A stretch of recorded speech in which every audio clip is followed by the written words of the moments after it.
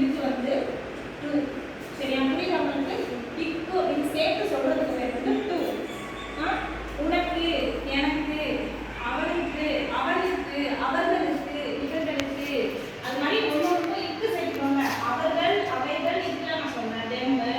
நீ அதெல்லாம் சேர்த்துக்காங்க. உனக்கு அந்த மாதிரி எனக்கு அப்படின்னு நான் சொல்லிட்டேன். நான் வேர்டு அவர்களுக்கு நான் அதை கொடுத்தேன், அவளுக்கு அதை கொடுத்தேன், அவளுக்கு நான் இதை செஞ்சேன் அப்படின்னு சொல்றோம். அந்த இக்கு இதுக்கு தான் டூ சொல்றது. சரியா? அந்த இக்கு டூ.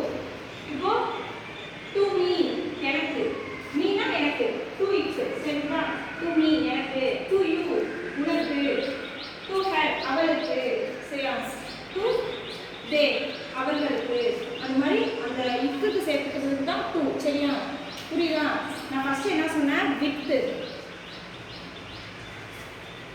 வித் அப்படிங்கிறது வந்து சேர்த்து இணைத்து எழுதுறது. அதாச்சும் உன்னோடு என்னோடு சொன்னா அதே மாதிரி. இப்போ நான் இந்த ரெண்டு லைன் கொஸ்டின் கேட்கலாமா? புரிஞ்சுச்சா உங்களுக்கு கிளாஸ்? புரியலன்னா டவுட் கேட்கலாம். ஓகே தானே? டவுட் கேட்கலாம், நான் கிளியர் பண்ணுறேன். ஓகேவா? இப்போ நான் கொஸ்டின் கேட்குவா, நான் போர்டில் எழுதி போடுறேன். அதுக்கு தமிழ் மீனிங் என்ன நீங்கள் சொல்லணும். சரியா?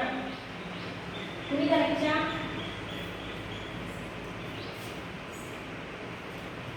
உங்க